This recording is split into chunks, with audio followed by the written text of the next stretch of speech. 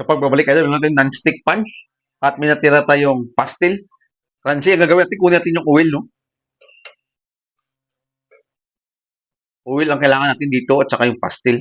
O sa huli na yung pastel, no? Gagamitin natin yung oil niya.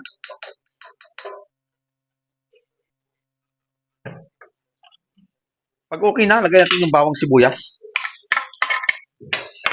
Brown natin. Pag ganyan na siya, no? Hinaan yung apoy at maglalagay tayo ng oyster sauce. Oyster sauce lang, idol. May idea na ba kayo kung ano gagawin natin? Cracked black pepper. Tamang-tama doon sa lulutuin mo. At maglalagay tayo ng, ano yun?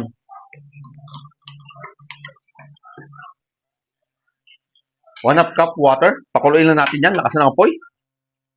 Habang pinapalakas natin yung apoy, maghulog natin yung repolyo lang, idol. Okay na.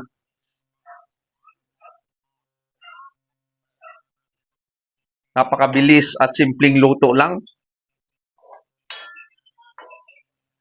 Kaya natin kumulo yan. Balikan natin. No? Kung malapit na maluto yung gulay, additional tayo ng chicken cubes. Chicken powder, no? Pwede. Kalahati lang nito, no? Pagkatapos niyan, lalagay natin yung, ano yun? Yung fresh pansit natin, no? Tutos lang natin yan.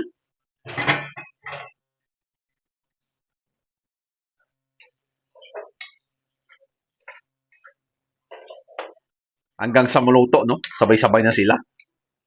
Kaya diyan ako yung ano tawag dito. Pansit pa rin to, idol, no? At gagamitan natin to ng pastil. Yung crunchy pastil natin mamaya. Itutos natin dito. Pag matuyo na yung sabaw nito, mga idol.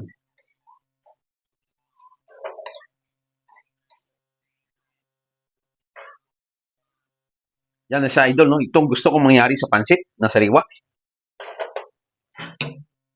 At may idea lang ano tawag dito. Putla siya, no? Napansin nyo? Oyster sauce na kasi gamit na yan, saka chicken powder. Yun po yung gusto ko lang mangyari. Na masa-masa siya. At ilalaglag natin yan yung pastil natin, no? Ito magiging silbi niya na meat.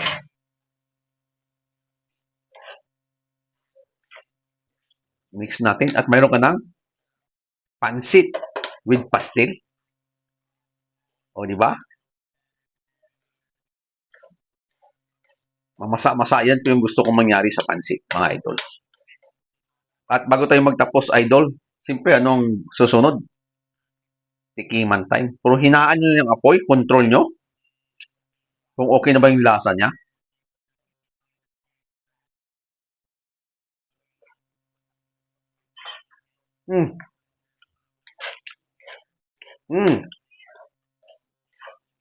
Ito yung gusto kong mangyari. Pero additional tayo, idol, no?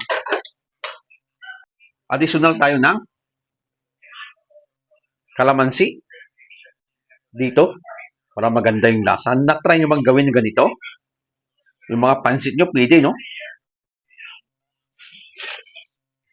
Pagkatapos na, itutus lang natin to para ma-mix doon sa pansit. Yun, itong gusto kong mangyari, no?